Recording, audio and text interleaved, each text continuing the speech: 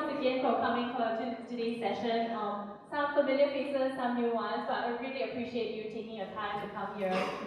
Mental wellness is something that is very prevalent in the profession, something we need to take care of, whether you're in the veterinary profession or doing something else.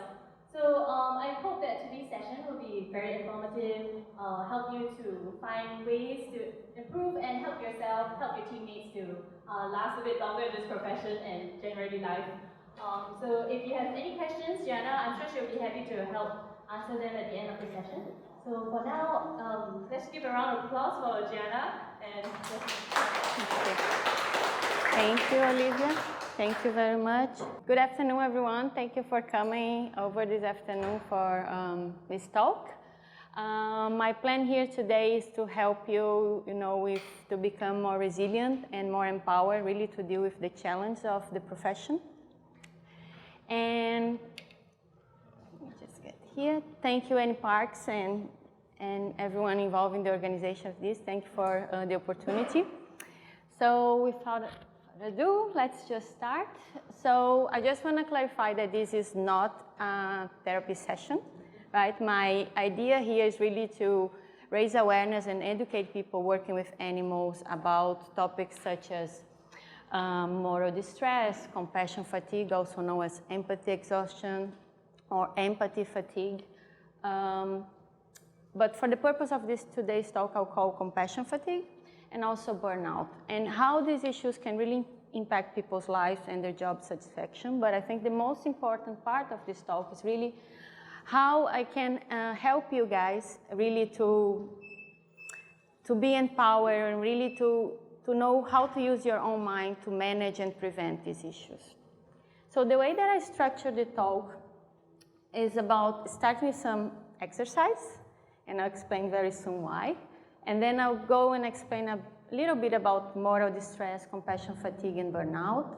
And then I'll move on more how our minds work, talk about self-care, and give guidance how you can use some exercise in your daily life and your work daily life, really to help you distress your body, okay? So the first thing I want you to do is, and also there are a lot of exercise in this talk, and I really would like you to join me and experience, all these things, because it really can help you, to use later on in your own life. So the first thing I want you to do, I want you just to close your eyes and notice how you're feeling. No judgment, no criticism, just notice. Is there any tension in your body? In your shoulders perhaps, back, your legs, your arms? Just notice. Okay? Now open your eyes, and I want you to join me for this very quick exercise. It's called yoga breathing exercise. There are other names out there. It's very simple. I'll first demonstrate, okay? So with your right thumb, you close the right side of your nose, and then you breathe through the left. Breathe in. Using your ring finger, close the left side, open the right side, and then release from the other side. Very slowly. And again, breathe in from the right side. Change fingers, open the left side, release to the left side. One more time, from the left, breathe in. Switch fingers, and release the air from the right side. Great. I'll explain very soon why we are doing this in the beginning. But now I want you to, again, very quickly just notice how you're feeling. Even though it was very quick, did you notice calming down of your nervous system, of your mind, your breath and everything? I hope so, I did at least, and really helps me to calm down. The reason I want you to experience this is to explain how our brain works. So most of the time, our brain is under this survival mode, right? Protective mode. We are hardwired for protection, for looking for protection and for survival. So what happens is when we are in this state mode, and most of the time this is a perceived threat that we are identifying out there, the amygdala gets activated. That's the part of the brain that's responsible for looking for threats, for harm, for danger. It's responsible for the fight and flight and freeze reactions, creates big emotions that sometimes we don't know where it's coming from. But also, it shuts down the prefrontal cortex of our brain. And the prefrontal cortex of our brain is responsible for what you're saying here, setting goals, making decisions, connecting, talking to people, processing information, especially the ones that I'm talking here. So if you are in this constant mode of being under threat or perceived threat, we cannot process information clearly. You cannot deal with challenge in the best way possible. So what I want you to experience here was, if you can relax your body multiple times during the day and bring this calmness to your body, you will be able to deal with whatever is in front of you in the best way possible. That's why I want you to experience this before I start talking, so you can integrate and process the information I'm sharing here in the best way possible. So now that you understand that and you are all calm and set, let's dive into the topics that I want to share here.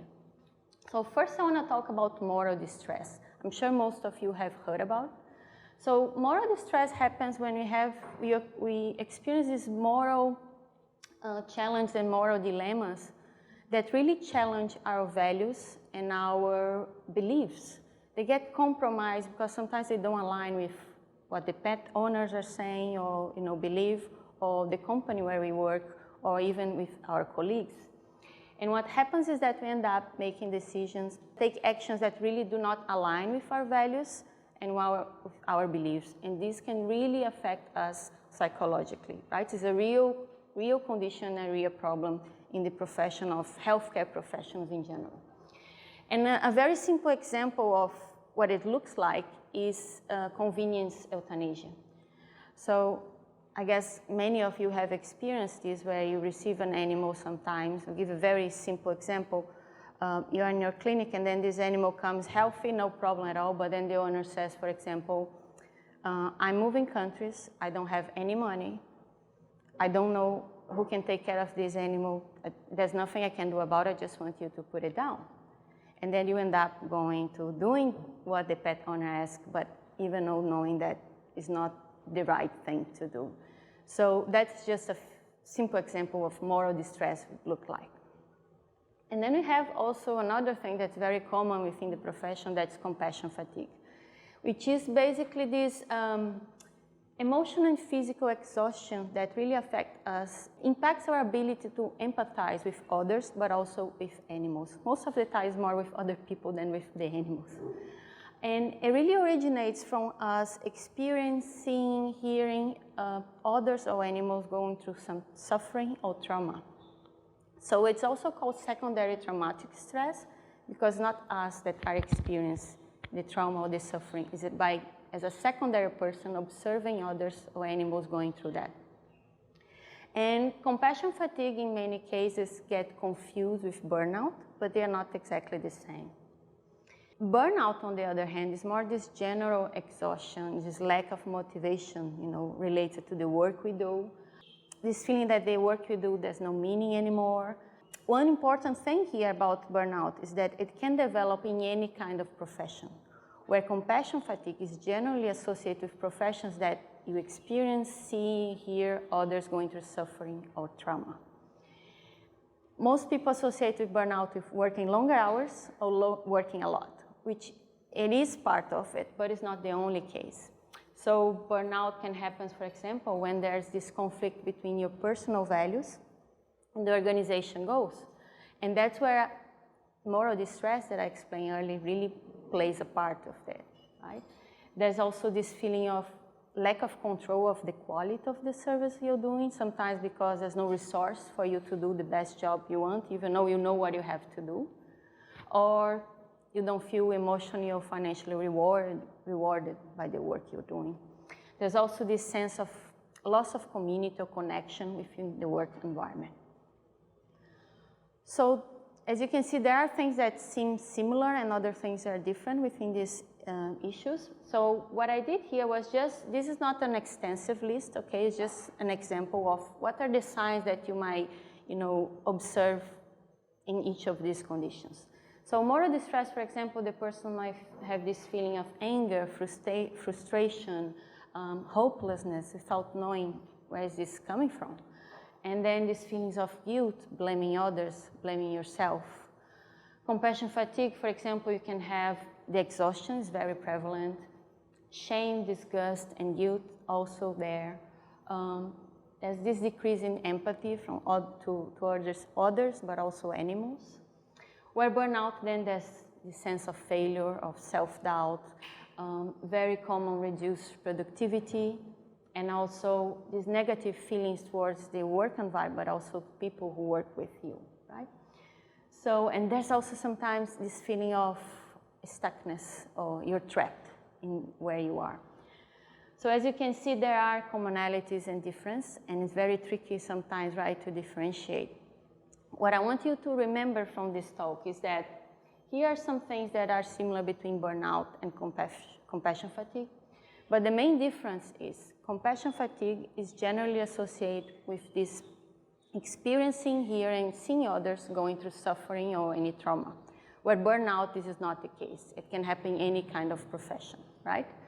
The other thing is compassion fatigue usually can develop just by 1 or 2 experience of trauma or suffering, where burnout is a cumulative process. So it takes months, weeks, years sometimes to develop.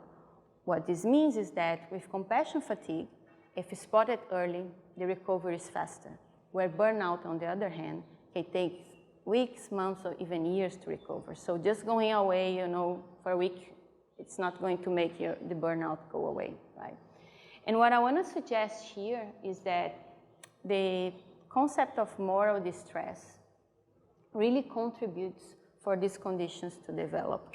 It's very hard, I think, sometimes in the kind of work you do to differentiate exactly, no, this is just moral distress, this is just burnout. In many cases, they are mixed up, right, and happens simultaneously. So how do you spot what's going on, right? So I think the first thing you can do is really know yourself, right? So I believe you only can manage what you measure. So what I did here was to share with you guys some free self-assessment that are out there on the internet, and they are related to each of the topics that I mentioned now. And they are not really specific designed for animal health care professionals, but they are very good resource for you to start, testing yourself, or maybe sharing with your colleagues, or I think using with yourself on a regular basis is a good way to start, right? The other thing, these tools should not be used as a diagnostic tool. They are just an indication of where you are at, right? And then from there, you can use this information to perhaps seek for help, for professional help if you need, or talk to someone that you trust about it, okay? Because in the end of the day, all the suffering is only a perception, right? So everything that happens, the way you interpret things and the way you perceive it is actually that causes the suffering. Remember when I mentioned a perceived threat? Sometimes it's a non-conscious perceived threat, and sometimes it's our interpretation that makes us suffer and go through the challenge that you go through. So if you understand this concept and start changing the way you perceive and interpret what happens to you, it really can change the way you deal with the issues that I mentioned before, but also deal with challenge and difficulties in your life. Because everything starts with the thoughts.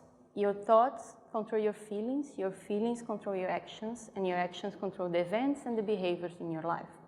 We have around 60,000 thoughts a day, and most of them are negative. No wonder we are burnout and stressed most of the time. But there's a reason for that. Remember in the beginning, we are wired for survival. And that's great if you're living, in the bush, in the tribes, in the past, be chased by a tiger or in a very serious, but most of the time it's just a perceived threat. It's not a real one. So we understand this concept and really change everything in our life, because we can understand the concept of the looping thoughts. Most of the times it's negative. We can work around, collaborate with your mind, and change to a more positive one. So it's not about being Pollyanna and being happy and positive all the time. This is really about working with your mind, commanding your mind to do what it works for you. So I'll give an example how these looping thoughts work, right? So You are in your clinic and a dog that's suffering for whatever is the condition comes to you, and you have no idea what's going on, and you start panicking and you think, oh my God, I don't know what to do, I don't know how to solve this issue, and then the feeling straight away comes. And usually this is not really conscious, it's very quick. Oh my God, I don't know how to save this animal. Then you feel sad, you feel angry, and you feel disappointed with yourself, and then there's the action. You might run to the bathroom and cry, you might freeze because you don't know what to do. Any other of those kind of situations, and then the thought comes again, you're an idiot, you are dumb, how can you don't know, you should know this, and then it just keeps going on the looping of the negativity. But if you spot this kind of thought early on, you have the power to change the way we think. So same situation, the animal comes, it's a difficult case, you have no idea what to do, but then you said, okay, wait, I don't know what to do yet, and just by using this word and change a little bit how you think, the feeling is already different. You feel a bit more excited, hopeful. Okay, I might not know what happens now, but I remember I had a case like that in the past. Oh, I have a colleague actually that experienced something similar, so maybe I can talk to this person, I can Google. I know I can do something. And then the action is different, right? So you go and talk to your colleague, you go to the bathroom and you just breathe and come back in a more fresh mind, and you can solve the problem. And then the thought again is different, is okay, I know I can do this, that's great. I don't have the solution now, but I'm hopeful that I'll be able to help this animal. So it's the same situation. What changed was just the way you thought in the beginning. So that's a very simple concept, and people might think that, oh, does it really work? But it really works. That's how our mind works.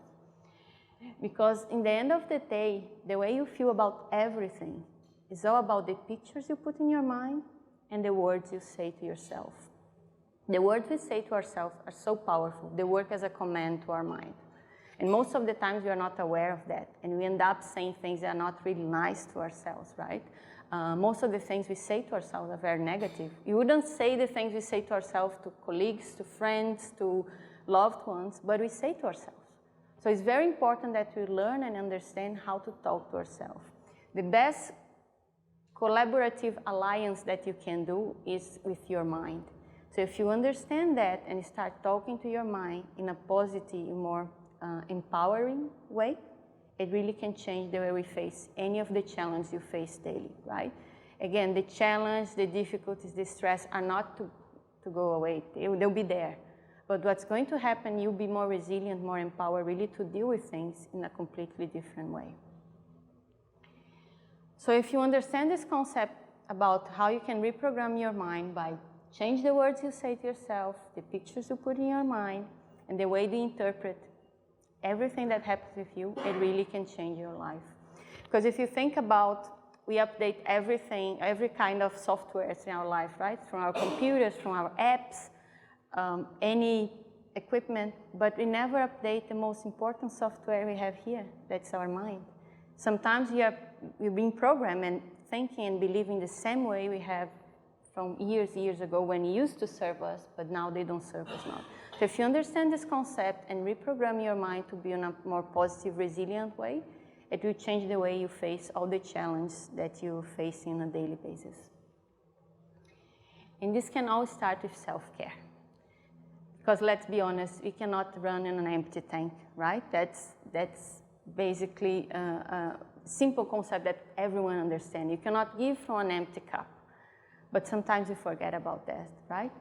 And self-care here, I just want to be clear. How I define self-care is anything that nourishes your mind and your body, helps you to be the best version of yourself, but also to deal with stress and challenge in the best way possible, right? So when I say nourish, I'm also talking here about not just about food, anything that you consume in different ways. So what are you watching? What are you reading? What are you listening to? What are you talking about with other people? All this is kind of way of nourishing or not your mind. So what I'll give you some examples here what different types of self-care, what self-care looks like and what it's not as well. So The first one that I want to share is the physical type of self-care. That probably most people think self-care, that's what they think about. It's what you eat, what you drink, exercise, your sleeping routines.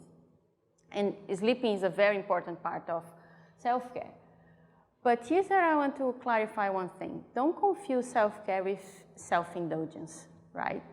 Where it's normal and it's okay to indulge, we all do, and it's part of being humans, it's okay. The problem is when self-indulgence becomes a pattern in our life to deal with stress and gets confused with self-care. For example, if to deal with the stress, the challenge you are going through, you have to drink a bottle of wine every night, that's not self-care anymore. That's start being self-indulgence. So instead of treating yourself as maybe you say, you're actually being punishing yourself because the consequences later will be worse. So just reflect without judgment. What are you doing in your life that really contributing for you to be the best version of yourself? Reflect on that, and what are the things that really you perhaps can start changing today that can help you better.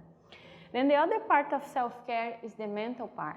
It's being about mindfulness, right? Being present, like I said, spot, be aware when the stress is building in your body, in your mind. How you talk to yourself, as I mentioned before, that's so important. Learn how to say good things to yourself. If you make a mistake, don't dump all the negative words in yourself. Be more gentle. And I know that because that's what I used to do, right? And it changed. It really works. It just requires awareness and practice. Spotting when you are talking to yourself in a negative way and changing the narrative. Then also maybe seeking help from professionals. Then there's the emotional part of self-care. That is this part of gratitude, which is looking for things that are good in your day. There's always something good to look for. Doesn't matter how bad your day is, I can guarantee if you stop and think for a minute, you'll find something positive about. So this is about reprogramming your mind, shifting the way you look at things. Look for the triggers. What are the things that make you react in a way that's not really you, as you'd like to say? Reflect on that, write down your emotions, your feelings, or whatever you were going through. All those things are part of the emotional part of self-care. Then we have the spiritual part of self-care. This does not need to be religious, but if you have worship is great. It's more about connecting with something higher than yourself. It can be through meditation, connecting to nature, animals, doing some yoga. All those things put in perspective your life, right? This is part of spiritual self-care. Then we have intellectual self-care, reading, learning new things, doing hobbies, things that bring you joy to your life, and they are not connected to work, or something different, right? The environmental part of self-care, we never associate self-care with environment, but it's very important, right? How is the place where you're working or the place you are living in? Do you feel safe there? Do you feel comfortable? Is a place that nice, you feel well for being there, or is it cluttered, disorganized, and it doesn't make you, feel good? So this is part of self-care as well. Social self-care. It's all about, the connections you do, having friends, going out and doing things with others that really help us in many ways, very important part, but also creating boundaries, learning to say no when you need to say no.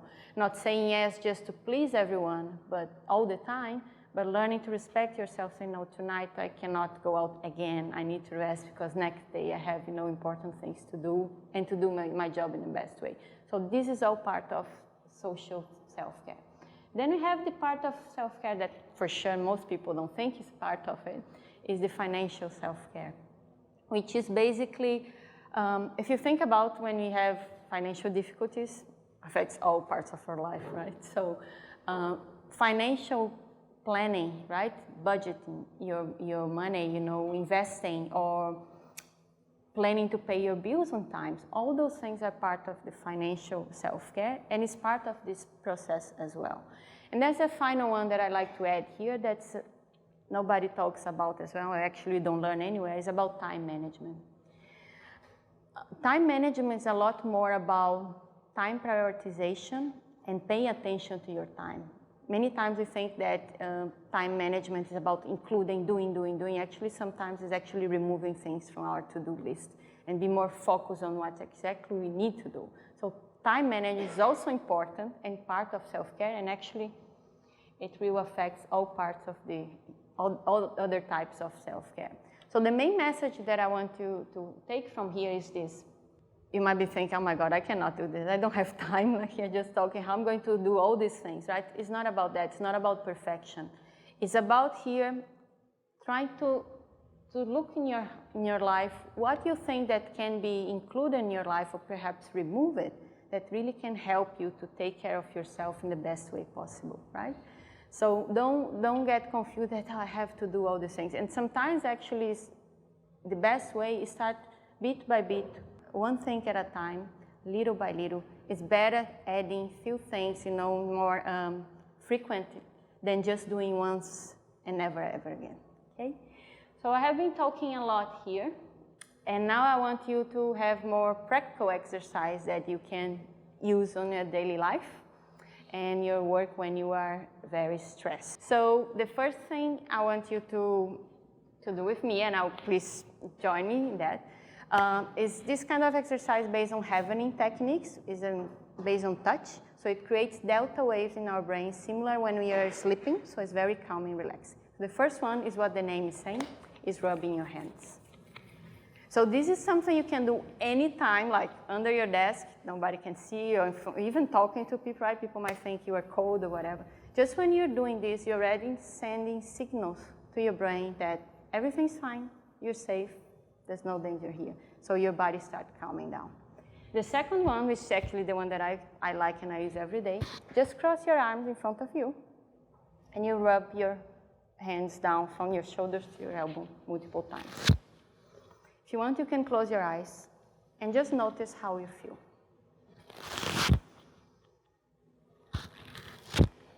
I don't know for you, but for me, this exercise is very calming. Anytime I'm stressed, I do this and really, thank you, and really calms down, right? So these are quick exercises you can do multiple times. Actually, I recommend you to start including during your day. Anytime you feel stress, and you do this exercise multiple times. What you are going to be doing is signaling your body that's okay, there's no perceived threat here, you can calm down, and then your prefrontal cortex can be activated, and you'll be more present and doing the things you need to do with more clarity.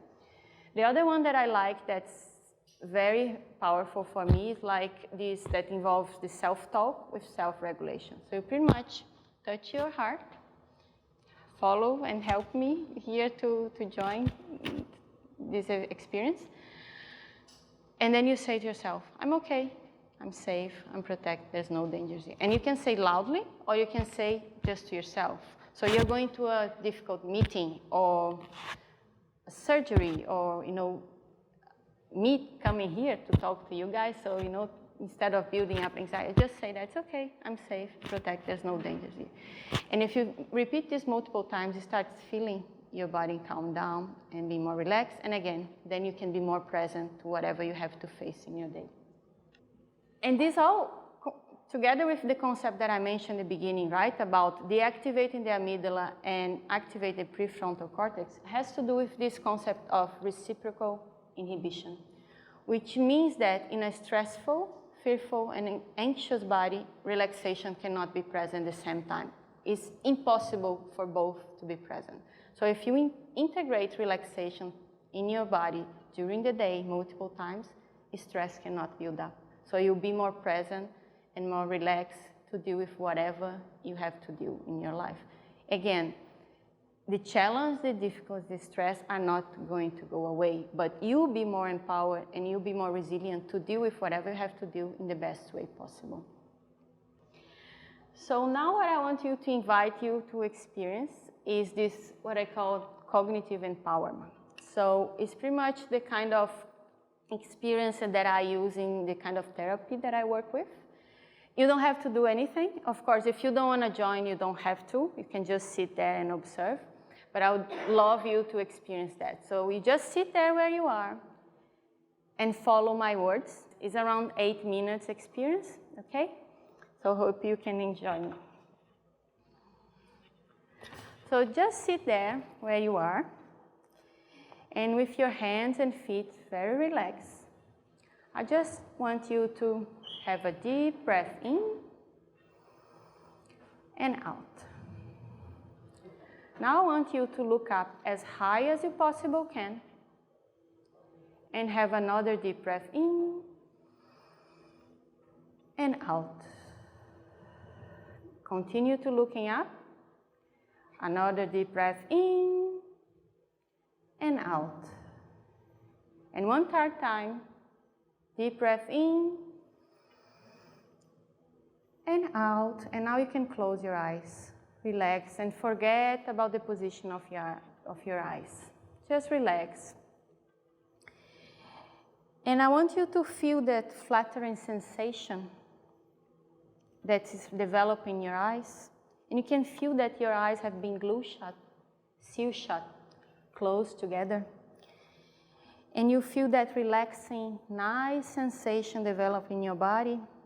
And you can imagine and picture that you are looking down a flight of 10 stairs. You are now moving on to step 10.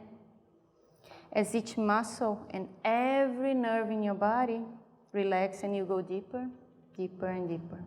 You're taking step 9. Every sound and movement you hear just carries you deeper into a relaxed state. You're taking step 8.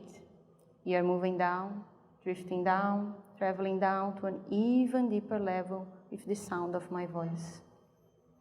You're taking step 7. You're going deep into an awareness of yourself. You're taking step 6. You're shifting away, relaxing more and more. You're taking step 5.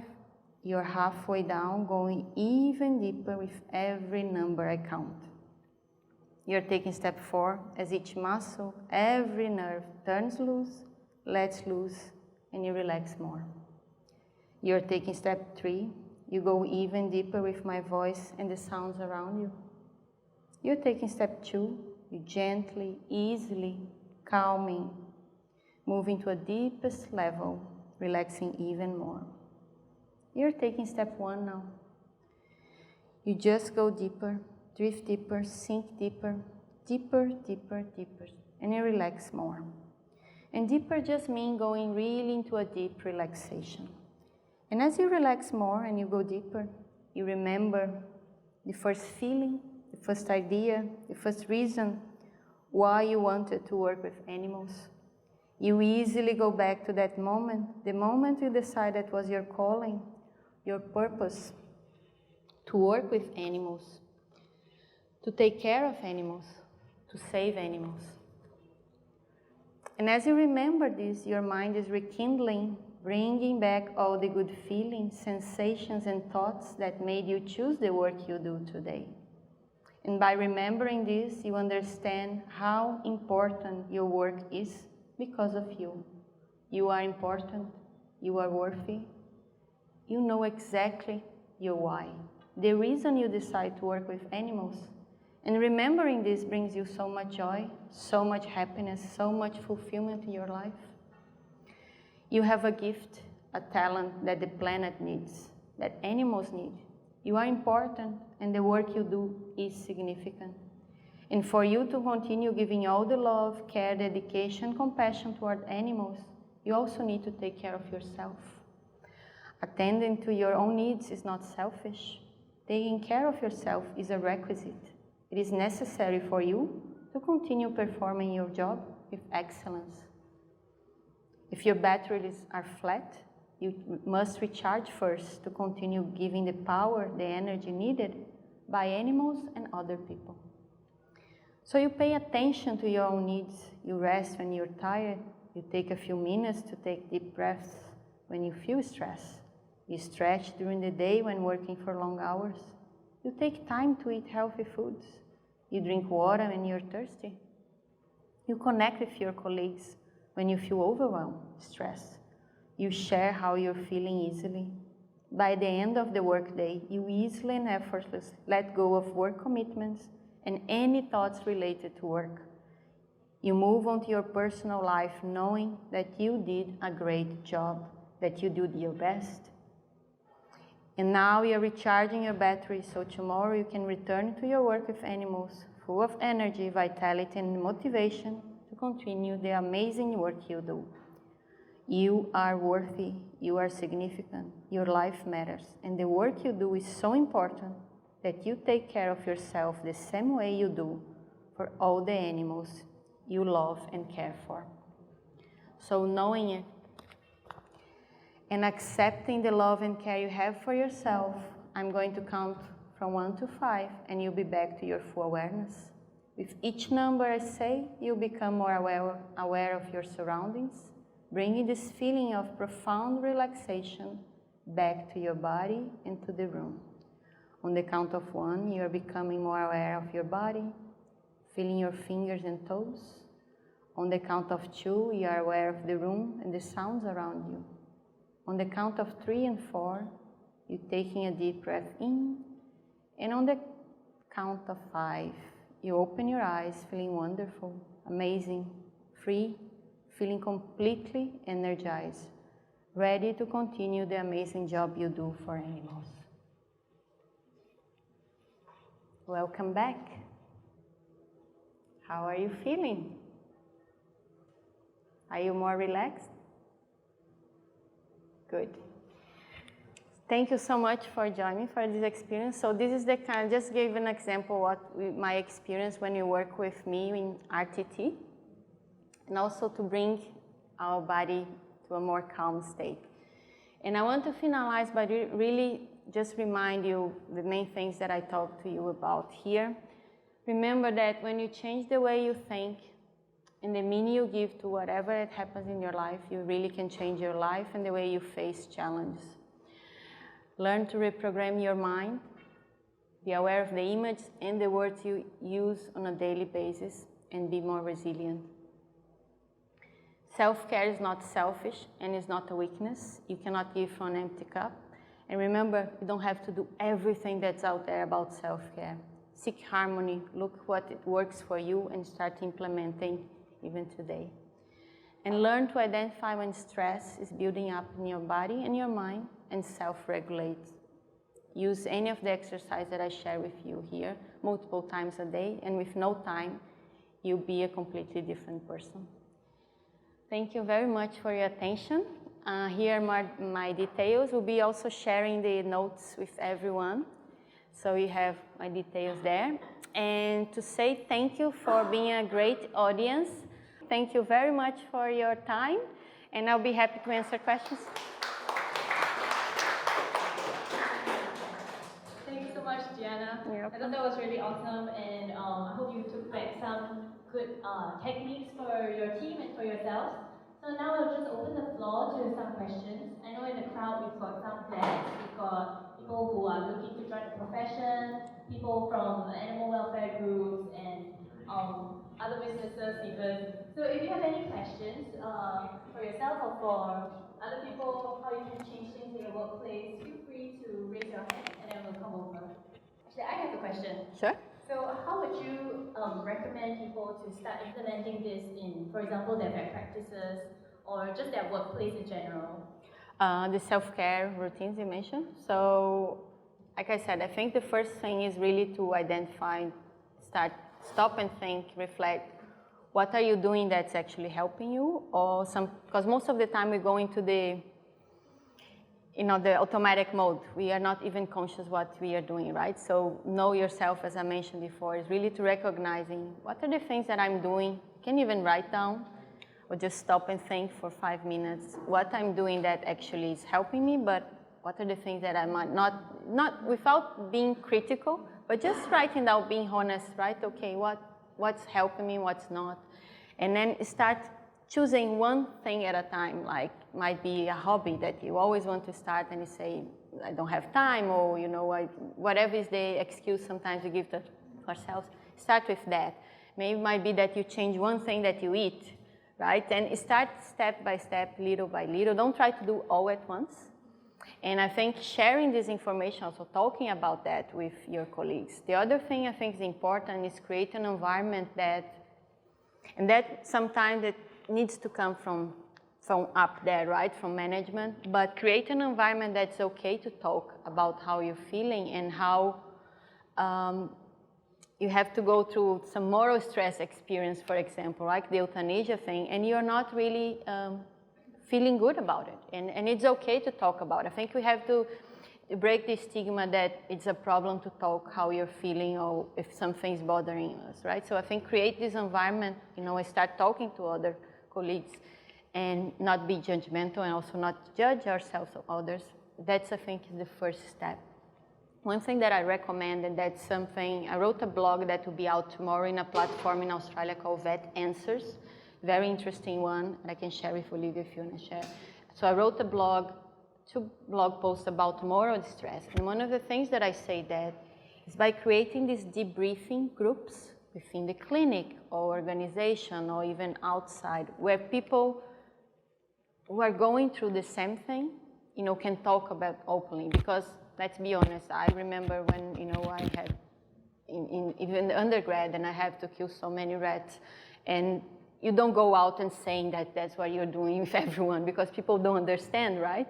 And also they judge you. So sometimes talking to people who have been through the similar experience and understand is a lot more comfortable for us humans.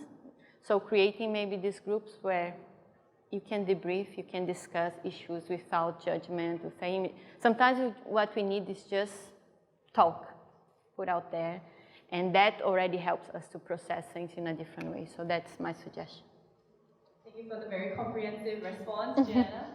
Would anybody else have questions for Feb today? I wanted to ask, because I personally do deal with a lot of animal welfare, like rescue work, stuff like that. So how do you deal with frustrations in the job? Because sometimes you just have to deal with a lot of abandonment or a lot of abuse cases, and you have no power in that situation. So it can be very mentally taxing. Yeah, and that's the kind of thing that, as I mentioned, the things that I'm talking here, and most people work in this area, they are never going to be able to help you to make the stress, the challenge, the suffering disappear, right? The only thing you can control is how you think and how you react. So implementing some of those things that I mentioned here, really, how you work with your mind in a collaborative way, interpret things is the best way to really to go through, because it's the only thing you can control. You won't be able to stop, some people from being cruel or doing whatever they do with animals. And I know, being there and know exactly how it is.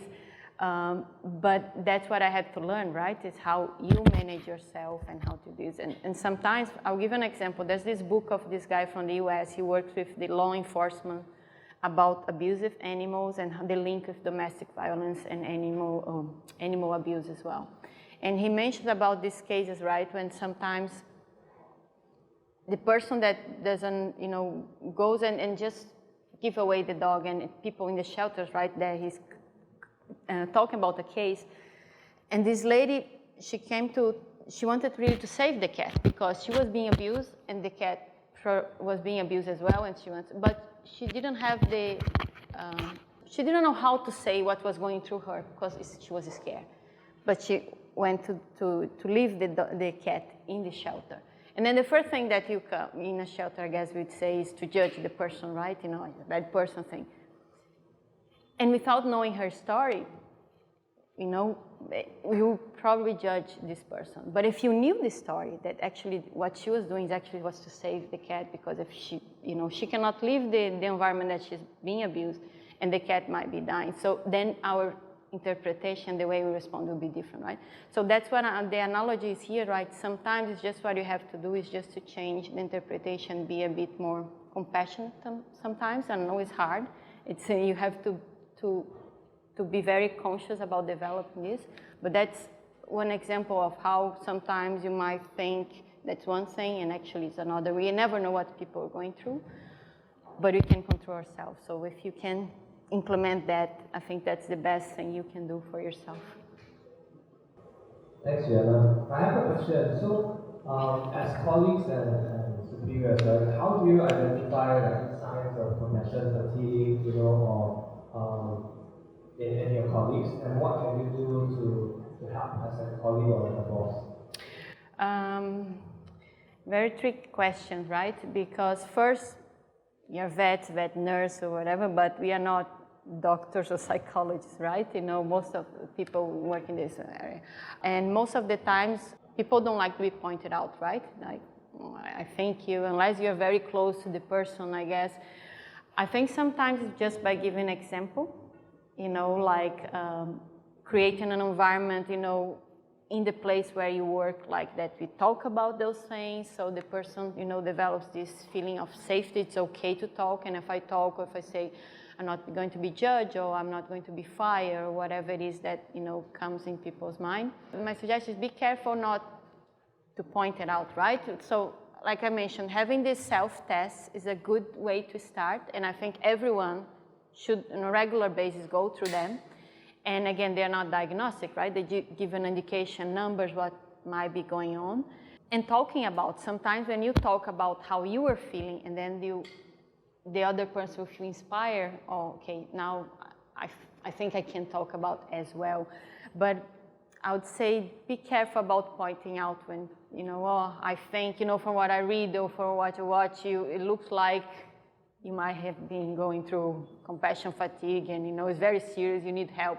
Usually people don't like that, and they also get defensive, right? So I think it's about probably you, again, talk yourself about this, and maybe give examples how you are dealing with things, or how you are thinking that you might experience this and that, and you think that that's what you're going through, then perhaps it helps the person to open up. But create the environment for safe to talk about, I think, is the first step. All right. If we have any last questions? Okay, no. Thank you so much, Giana. Shall we give her a round of applause, please? Thank you very much.